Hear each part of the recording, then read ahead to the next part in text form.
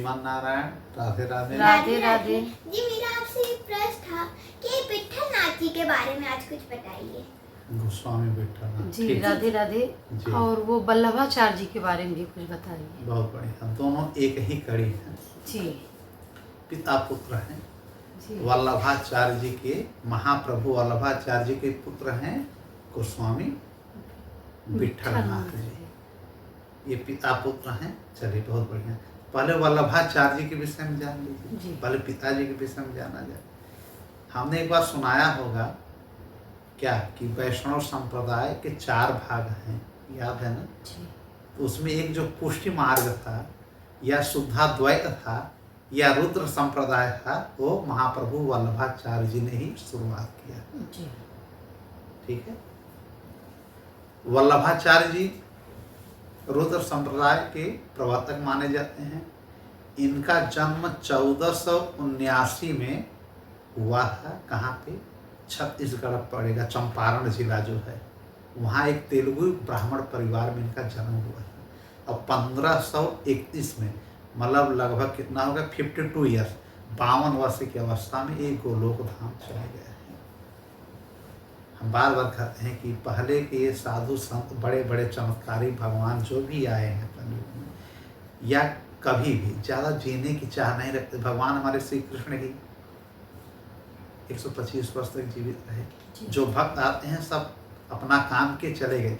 बैठ करके खा करके खटिया तोड़ने के लिए या माया जाल प्रपंच करने के लिए भक्त लोग नहीं रहते। यह हम जैसे सांसारिक या बेवकूफ़ लोगों के लिए बेवकूफ़ ही कहा जाएगा ना। ज़्यादा जीने की हमारी तमन्ना रहती है। क्यों क्यों जीना चाहते हो? 50-50 ठो दवा खा रहे हो एक बार में, मरने की बात भी यार तुम चिल्लाने लगते हो। अरे यार मरना तो है ही, काहे चिल्ला रहे हो? भगवान का नाम लो, जहीं विधि राखे नाम वहीं विधि रहिए, अब चलने की तैयारी करिए।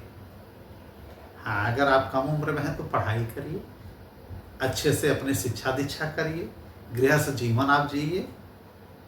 ठीक है, जहाँ ब्रह्मचर्य है ब्रह्मचर्य करिए, गृहस्थ करिए, वानप्रस्थ करिए, संन्यास करिए। और नहीं कुछ कर पा रहे हैं तो एक सीमा के बाद आप कुछ मत ग्रहण करिए, बस भगवान के शरण में चले जाइए, मुक्ति हो जाएगी। तो 52 वर्ष तक ये धराधाम पे रहे हैं, फिर गोलोक चले गए।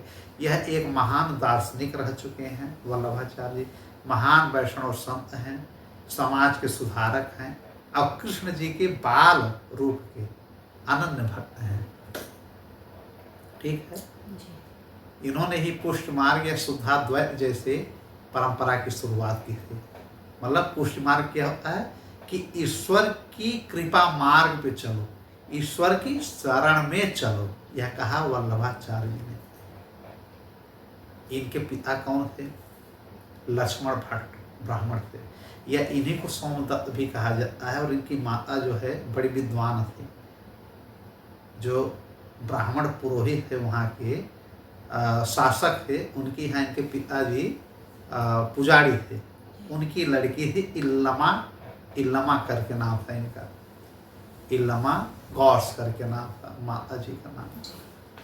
ये हमेशा बचपन से इनको शिक्षा दीक्षा देती हैं भगवान के विषय में। इनके जन्म के विषय में थोड़ा सा हम लोग जान लें। जन्म भी इनका बड़ा चमत्कारिक रहा है वल्लभाचार्य जी का। कैसा? एक समय मुगलों का उस समय बड़ा बोलबाला है ना, हर जगह वो लोग परेशान लोगों को करते हैं। तो यह लोग छत्तीसगढ़ से बनारस की तरफ आक्रमण के समय भाग आए थे। वहाँ पे जो इनके शासक थे, ये लोगों को पीड़ित किया जा रहा था मुगलों के द्वारा। वो लोग राजपूत शासक थे। तो ये लोग काशी के लिए चले आए थे, और ये गर्भवती थी। कौन? इल्लमा गौस। ठीक है। और भागम भागी में, दौड़ी दौड़ा में काशी में भगदड़ मची, और प्री मेच्योर्ड इनका बालक पैदा हो गया, मरा हुआ। सबने मृत घोषित कर दिया। तो इनके पिता जो थे लक्ष्मण भट्ट और माता इल्लमा, ये सब समझ गए कि यह हमारा पुत्र मरा हुआ है। इनके साथ जो और भी लोग थे, इन्होंने एक वृक्ष था, उसी वृक्ष के पास इनको रख दिया कि जिसको चील कौवे, जिसको खाना हो खा ले, मर तो गया ही है। एक कपड़ा उठा करके बालक को ये लोग छोड़ करके काशी में ही जहाँ रुके थे रात्रि में वहाँ सब ये ब्राह्मण परिवार चला गया। भोर होता है, भगवान श्री कृष्ण स्वप्न में आते हैं, उधर पिता के भी स्वप्न में, इधर माता के, दोनों के स्वप्न में एक साथ आते हैं और कहते हैं कि वह बालक मरा नहीं है, वह जीवित है, वह मेरा कृपा पात्र है, जाकर के सुबह उसको स्वीकार कर लो, अपने पास रखो, शिक्षा दीक्षा कराओ। इन लोगों ने स्वप्न सोचा है। अब ये लक्ष्मण भट्ट और इल्लमा आपस में बात करते हैं कि आज मैंने स्वप्न, उन्होंने कहा मैंने भी यही स्वप्न देखा। तो जो यार मित्र थे सबसे उन्होंने कहा कि ऐसी सी बात है। उन्होंने कहा चल के देखा जाए, अगर स्वप्न ही देखा है तो चलो देखे। और जब जाते हैं देखते हैं तो वहाँ पे एक अग्नि कुंड बन गया है, एक पर्दा ऐसा बन गया है कि चारों तरफ से अग्नि ही अग्नि है। अगल बगल कुत्ते बिल्ली न जाने कितने सब घूम रहे हैं, लेकिन वहाँ उस अग्नि के पास कोई जा नहीं पा रहा। एक आवरण बन गया था और वह बालक वहाँ चूस रहा है, अंगूठे को खेल रहा है। कौन बालक? यही वल्लभाचार्य। ठीक है। फिर माता इल्लमा भाई माता होती, वह देखते हैं कि आग का घेरा है, लेकिन उसमें कूद पड़ती हैं बालक को देख करके। जरा भी वो झुलसी नहीं, माने वल्लभ, माने भगवान ने इनको बचा लिया, इसीलिए उस बालक का नाम इन्होंने वल्लभ ही रख दिया। और लेकर के फिर उनका इन्होंने अपने गले से लगाया। फिर काशी में इनकी शिक्षा दीक्षा भी होती है, आगे चल करके बहुत बड़े ये विद्वान होते हैं। फिर ये काशी में ही चुनार के आसपास ही ये लोग रहने लगते हैं। रहने वाले तो वहाँ के थे, ठीक है, कहाँ के? छत्तीसगढ़ के, चंपारण के, लेकिन यहीं रहने लगे थे। जब वहाँ से चले आए तो अब यहीं रहने लगे थे। ठीक है, चुनार के पास, जो मिर्जापुर चुनार है। फिर धीरे धीरे ये बहुत बड़े समाज सुधारक होते गए, भक्ति करने लगे। श्री कृष्ण भगवान की ये बहुत भक्ति करते हैं। अब बार बार वो वृंदावन में ही आकर के रहते थे। माने महाप्रभु वल्लभाचार्य जी वृंदावन में आकर के भगवान की पूजा पाठ करने लगे, सत्संग करने लगे हैं। इन्होंने संस्कृत में कई ग्रंथ लिखे हैं। वल्लभाचार्य बहुत ही विद्वान थे। हमारे यहाँ भी आए हैं, प्रयाग में काफ़ी समय रुके हैं, अरैल में भी काफ़ी समय रुके हैं। एक आश्रम इनका अरैल में भी था, नैनी में, प्रयाग में। और मुख्य रूप से काशी से फिर वृंदावन में रहने लगे थे। वहाँ पे लड्डू गोपाल का, श्री कृष्ण जी का यह हमेशा पूजा पाठ किया करते हैं बाल रूप में। ठीक है। इन्होंने एक ग्रंथ लिखा अणुभाष्य, एक अणुभाष्य लिखा, एक सुबोधनी लिखा और एक लिखा खोडस ग्रंथ। ये षोडश ग्रंथ या खोडस ग्रंथ माने 16 ग्रंथों का, स्रोतों का है, संग्रह है। अब अणुभाष्य क्या था? ब्रह्मसूत्र जो है किसका? वेद व्यास जी का ब्रह्मसूत्र है ना, उस पे इन्होंने भाष्य लिखा वल्लभाचार्य ने। भाष्य मतलब सरलीकरण, अपने व्यवस्था से और सरल करके उसके ऊपर एक टीका लिखा। और सुबोधिनी तो बहुत फेमस है। यह ग्रंथ किसका है? संस्कृत में ही ग्रंथ है। यह किसका है? सुबोधिनी वल्लभाचार्य। ये सुबोधनी है क्या? जो हम लोग श्रीमद् भागवत कथा कहते हैं, यह एक उन्होंने भी लिखा। किसने? वल्लभाचार्य ने अपने संस्कृत में ही लिखा, लेकिन थोड़ा और सरल करके लिखा था। जो वेद व्यास जी ने लिखा है श्रीमद् भागवत पुराण, उसी पर इन्होंने एक टीका लिखा, भाष्य लिखा। ठीक है जी। तो एक इन्होंने ब्रह्मसूत्र पे लिखा, जो कि वेद व्यास ही लिखे थे, और फिर इन्होंने टीका किया। और एक इन्होंने सुबोधनी लिखा, जो कि श्रीमद् भागवत पुराण पे था। और एक इन्होंने षोडश ग्रंथ लिखा, जिसमें 16 स्मृतियाँ, 16 प्रकार के स्रोतों का संग्रह था। 3 ग्रंथ इनके बहुत प्रसिद्ध है। लिखा इन्होंने ज़्यादा था, लेकिन 3 इनके बहुत प्रसिद्ध है। जैसे हमने कहा कि शुद्धाद्वैत या पुष्टि मार्ग का प्रवर्तक इनको माना जाता है। ये पुष्टि मार्ग क्या है? याद है, इसके पहले हमने एक कथा में प्रसंग में कहा होगा कि वैष्णव संप्रदाय, जैसे हिंदू संप्रदाय के 5 संप्रदाय हमने बताया, हिंदू धर्म के 5 संप्रदाय थे, जी जिसमें पहला है वैष्णव संप्रदाय जी ना, जी दूसरा कौन था, शैव संप्रदाय, तीसरा सूर्य संप्रदाय, चौथा दुर्गा संप्रदाय और 5वां गणेश संप्रदाय, जिसमें वैष्णव संप्रदाय प्रमुख माना जाता है। उसी वैष्णव संप्रदाय की ये सब भक्त हैं, ठीक है, तो वल्लभाचार्य जी भी उसी में है। तो जो वैष्णव संप्रदाय है धीरे धीरे 4 संप्रदाय में बंट गया। इसको फिर हम रिवाइज करा दे रहे हैं। वैष्णव संप्रदाय 4 संप्रदाय में बंट गया, जिसको पहले संप्रदाय को श्री संप्रदाय कहा गया, जो रामानुजाचार्य जी इसके प्रवर्तक बने, ठीक है, या इसको रामानुजाचार्य संप्रदाय भी कहा गया, श्री संप्रदाय भी कहा गया, जैसे हम लोगों ने दीक्षा लिया है, हम लोग उसी से दीक्षित था ना, श्री संप्रदाय से। और एक संप्रदाय था, कौन सा संप्रदाय भाई, एक संप्रदाय क्या हो गया, गिनते चलिए, वैष्णव संप्रदाय के 4 संप्रदाय, वैष्णव संप्रदाय के 4 संप्रदाय हैं, उप संप्रदाय जिसे हम कह सकते हैं, ठीक, बात समझिएगा। हिंदू धर्म के प्रथम संप्रदाय है वैष्णव संप्रदाय, वैष्णव संप्रदाय के 4 उप संप्रदाय हैं। तो पहला चलिए हम श्री संप्रदाय करते हैं या रामानुजाचार्य संप्रदाय करते हैं, ठीक है, रामानुजाचार्य संप्रदाय।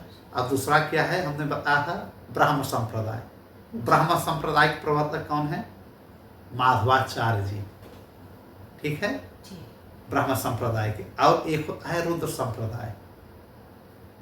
इसी रुद्र संप्रदाय को पुष्टि मार्ग कहा जाता है, या इसी को शुद्धा द्वैत कहा जाता है, जो वल्लभाचार्य जी ने चालू किया, कि इसमें श्री कृष्ण को ही भगवान इन्होंने माना और श्री कृष्ण की पूजा करने के लिए लोगों को आगे बढ़ाया, प्रेरित किया। इनका एक नाम और था महाप्रभु वल्लभाचार्य का, इनको विष्णु स्वामी भी कहते हैं। तो तीसरा जो मार्ग है, इसी को हम रुद्र संप्रदाय भी कहते हैं, या पुष्टि मार्ग भी कहते हैं, या शुद्धा द्वैत भी कहते हैं। और चौथा कौन सा है, वैष्णव संप्रदाय का चौथा शाखा कौन सा है, सनकादिक संप्रदाय ना, जो चतुष कुमार हैं, 4 ऋषि हैं, सनकादिक ऋषि, सनक, सनंदन, सनातन, सनत कुमार, उन लोगों की जो शाखा चली है उसी को कहते हैं सनकादिक कुमार संप्रदाय। इसके आचार्य बाद में कौन बने, निम्बिकाचार्य जी। इसको याद रखना चाहिए, हमारे संप्रदाय है, ठीक है। अच्छा, ये पुष्टि मार्ग होता क्या है, शुद्धाद्वैत होता क्या है, मैंने बताया ना कि ईश्वर के मार्ग की तरफ चलो, ईश्वर को ही सब कुछ मान के चलो, ईश्वर के मार्ग की तरफ चलो, जो ईश्वर ने किया है समझाया है उस मार्ग पे चलो। अब ईश्वर को ही ईश्वर मान के चलो। इन्होंने क्या किया, शुद्धाद्वैत का मतलब क्या होता है, इनका मतलब ये होता है कि चाहे आप गृहस्थ में हो, चाहे इसके लिए आप भगवान को पाने के लिए आपको सन्यासी बनने की जरूरत नहीं है। तो वल्लभाचार्य जी ने समझाया कि सन्यासी या आपको वानप्रस्थ होने की जरूरत, आप गृहस्थ में होकर के भी आप मोक्ष प्राप्त कर सकते हैं। केवल भगवान को अपने ब्रह्म रूप में देखिए। कोई भी गृहस्थ हो वह मोक्ष मुक्ति पाने का अधिकारी है यदि भगवान को अपना ब्रह्म माने, अपना परमात्मा माने, अपना ईश्वर माने, शुद्ध रूप से भगवान की ओर वह ध्यान दे। कोई भी भगवत धाम जा सकता है, उसमें ज्ञान का, विज्ञान का, पढ़े लिखे होने का या सन्यासी विरक्त होने की कोई बात इन्होंने नहीं कही। बस शुद्ध प्रेम की तरफ इन्होंने उसको बढ़ावा दिया, पुष्टि मार्ग के लिए, ठीक है।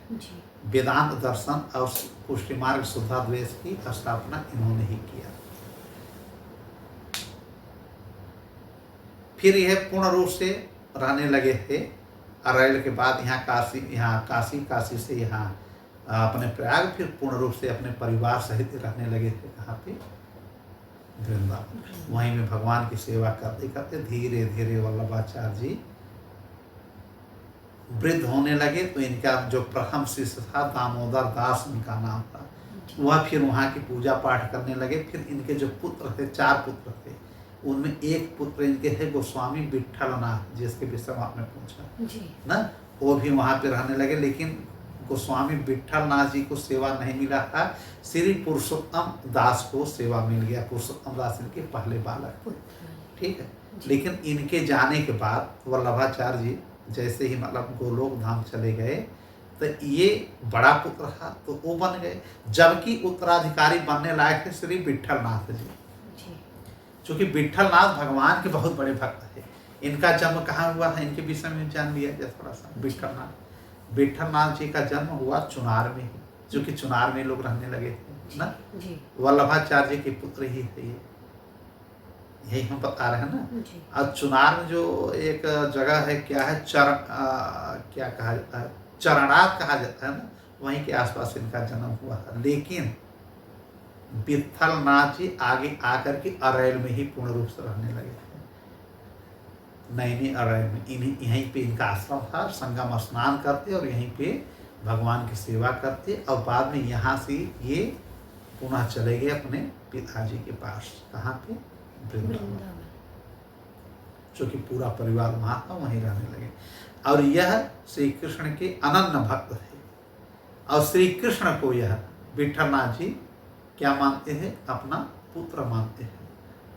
पिताजी भगवान मान रहे थे वल्लभाचार्य जी, पुष्ट मार्ग की स्थापना की, लेकिन इनका पुत्र जो है विट्ठल नाथ भगवान को क्या मान रहे हैं, पुत्र मान रहे हैं।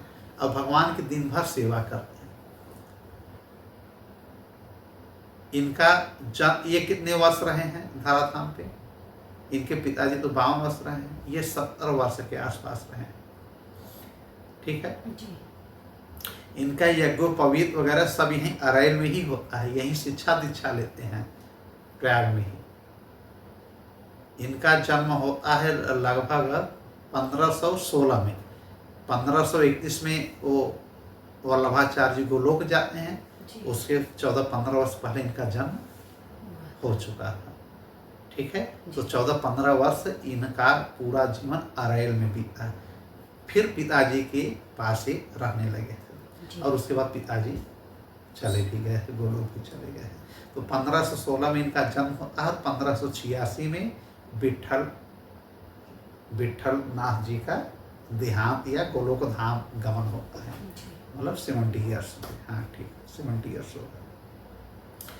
कहा यह जाता है कि जैसे द्वापर युग में नंद बाबा और यशोदा मैया श्री कृष्ण को अपना पुत्र मान करके पूरे गोकुल को सजा दिया था, उसी प्रकार से यह जब जाते हैं वृंदावन तो पूरे गोकुल को हमेशा सजाए रखते हैं और हर जगह प्रसाद बांटते, हर जगह लड्डू बांटते, हर जगह भोजन प्रसादी बांटते।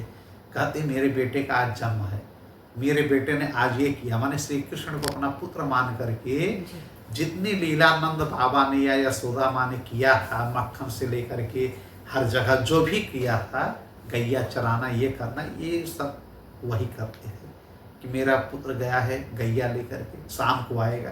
तो जितने ग्वाल वाले या जो आते थे उस समय, ये कलयुग की बात है, तो सबको बुला बुला करके कृष्ण की याद में सबको भोजन प्रसादी कराते। अब पूरे गोकुल में उजाला रहता था शाम को, जैसे दीपावली हो। इतना पैसा इनके पास, जो भी आता है दान दक्षिणा सब भगवान के सेवा सत्कार में लगा देते हैं, ठीक है जी। विट्ठल नाथ जी पूर्ण रूप से भगवान को अपना क्या मानते थे, पुत्र ही मानते थे। इन्होंने 2 शादी किया था। दोनों पत्नियों का नाम, एक का था रुक्मणी, एक का नाम था पद्मावती। 2 शादियां की और इनके 7 पुत्र होते हैं दोनों से मिला करके, ठीक है। और फिर 7 बहुएं इनकी आती हैं और सबको लगा देते हैं श्री कृष्ण की भक्ति में।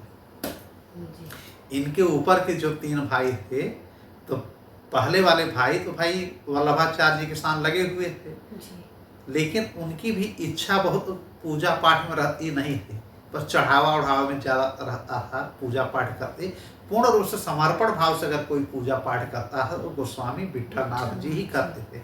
इनका नाम वल्लभाचार्य ने विट्ठल इसीलिए रखा कि यह विट्ठल भगवान के नाम से रखा, ठीक है जी।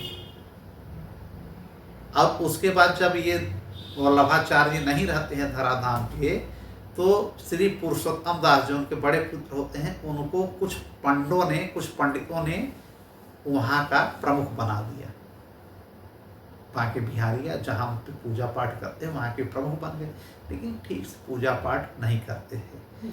ये भी जल्दी ही 2 साल 4 साल में इनका भी देहांत हो गया, बड़े भाई का भी। देखिए ईश्वर की लीला, ये भी गोलोक सिधार गए। कौन? उनके बड़े भाई। इनके बड़े भाई। फिर इनकी जो विधवा पत्नी थी, ठीक है, वह जो है नहीं, इनके भाई का नाम था गोपीनाथ, गोपीनाथ, बड़े भाई। हाँ जी। वल्लभाचार्य के बड़े पुत्र का नाम था गोपीनाथ। गोपीनाथ के पुत्र थे पुरुषोत्तम दास।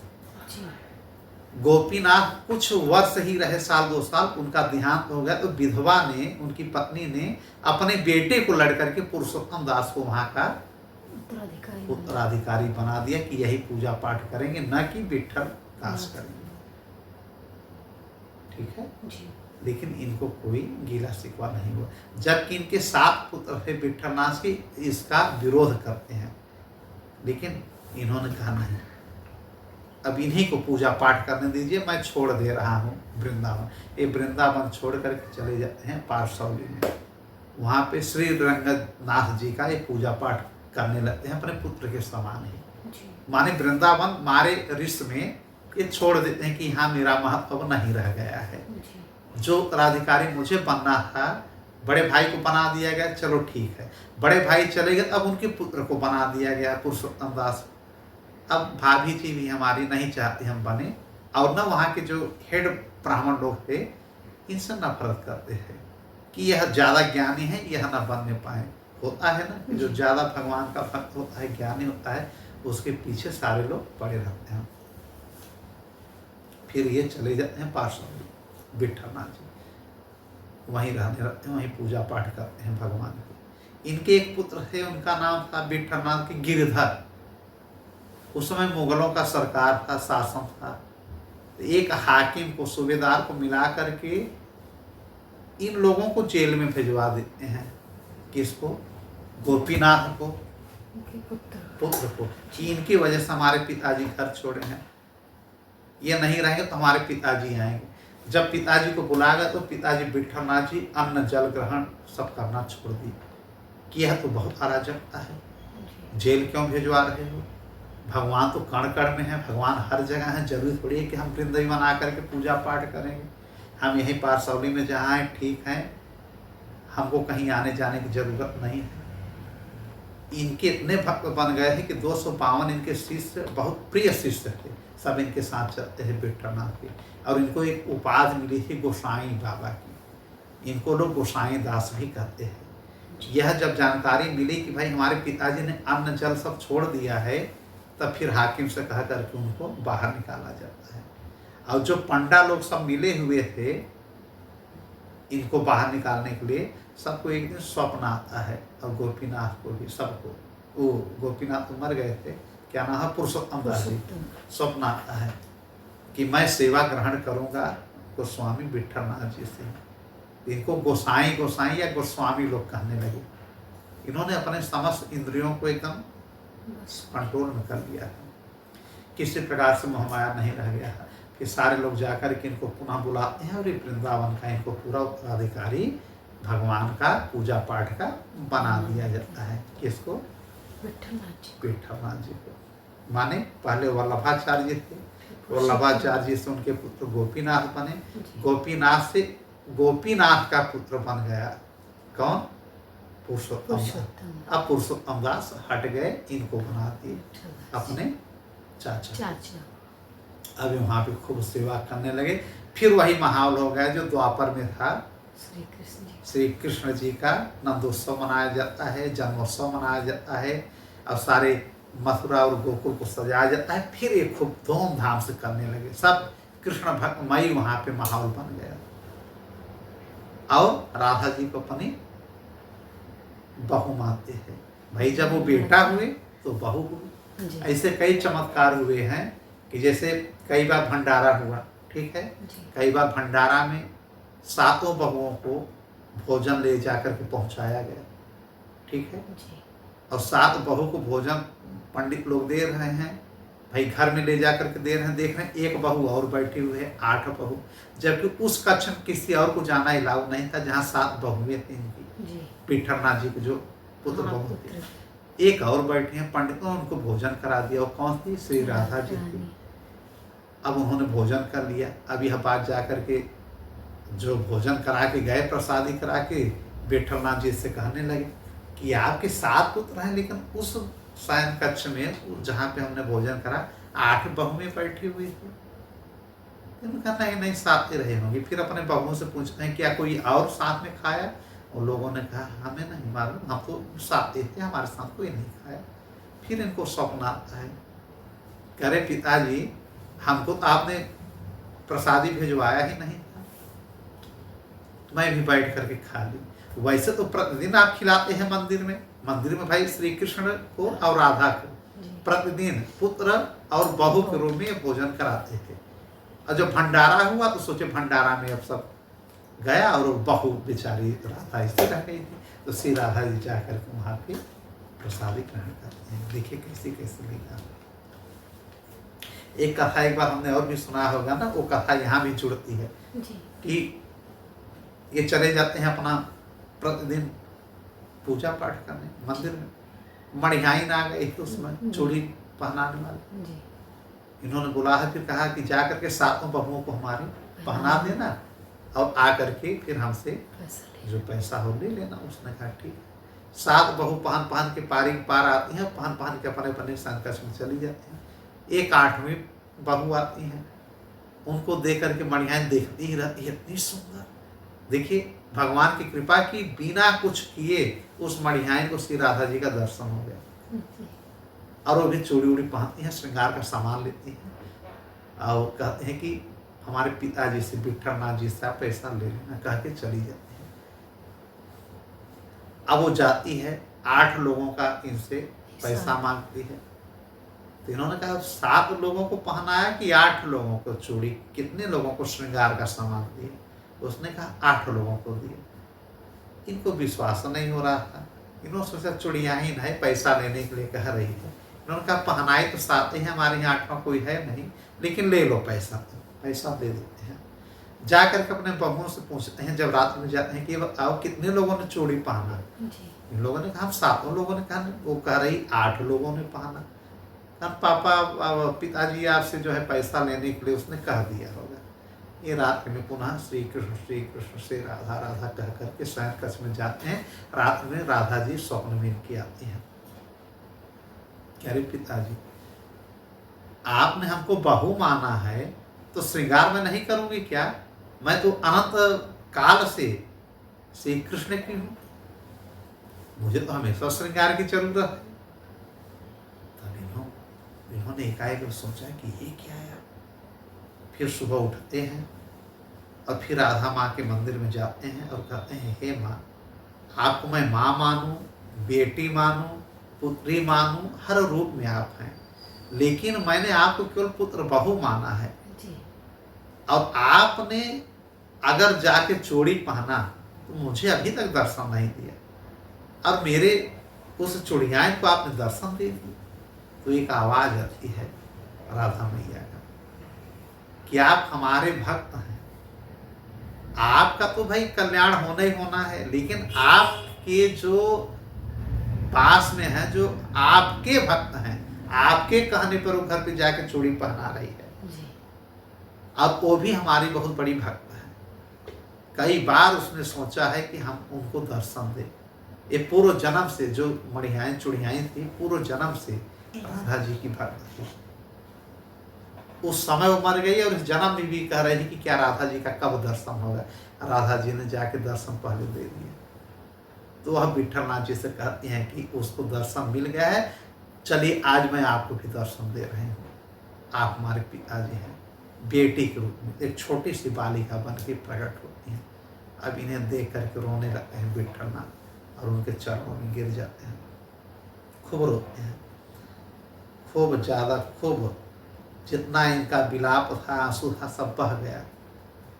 फिर राधा माँ ने इनको उठाया, इन्होंने कहा बस आप ऐसे ही भक्ति भाव से लगे रहिए। हमें तो ये लगता है जैसे कि नंद बाबा हमारे थे, हमारे यशोदा मैया थे, उसी प्रकार से यह वातावरण आपने बना दिया है। आपको मैं आशीर्वाद देता हूँ कि आप धराधाम छोड़ेंगे तो हमारे उस धाम में आएंगे, गोलोक में, जहाँ कि हम हमेशा रहते हैं। यहाँ तो हम लोग हैं ही अंश रूप में, लेकिन पूर्ण रूप से हमारा धाम तो गोलोक धाम है, जहाँ पे अब आप आएंगे और हमारे ही यहाँ पे पार्षद बन करके रहेंगे। यह विठलनाथ की कथा है कि यह जाकर के फिर लास्ट में गोलोक जाते हैं और भगवान के पार्षद बन जाते हैं। यह श्री राधा जी की और श्री कृष्ण जी की कृपा से। फिर विठलनाथ जी, इनकी कृपा होती है। जब राधा मैया की कृपा होगी तो श्री कृष्ण को आना ही आना है। फिर अश्रुपात करते हैं कि तुम मेरी बहू बन गई हो, तो मेरा बेटा तो आज तक हमको दर्शन नहीं दिया है। कभी मैं पर्दे से झांकता हूँ, कभी एकाएक आता हूँ, तो लीला तो सब किए रहते हैं। कहीं प्रसादी खाए हैं, कहीं दातुन किए हैं, कहीं कपड़ा फेंके हैं, लेकिन दर्शन नहीं पाया हूँ। मेरे बेटे से कह दो एक बार हमसे दर्शन हमें अपना दे दे। फिर श्री कृष्ण भगवान भी विठलनाथ जी को दर्शन देते हैं। अपने जीवन काल में यह दर्शन पाते हैं। फिर 70 वर्ष की अवस्था में 1580 में ये 1586 में 1586 में इनका गोलोक गमन हो जाता है। यह महाप्रभु वल्लभाचार्य और गोस्वामी विठलनाथ जी की यह कथा है, जो कि भगवान के अनन्य भक्त थे। दोनों श्री कृष्ण के भक्त थे। वल्लभाचार्य जी भगवान को ब्रह्म मानते हैं और यह उनको अपना पुत्र मानते हैं, विठलनाथ जी।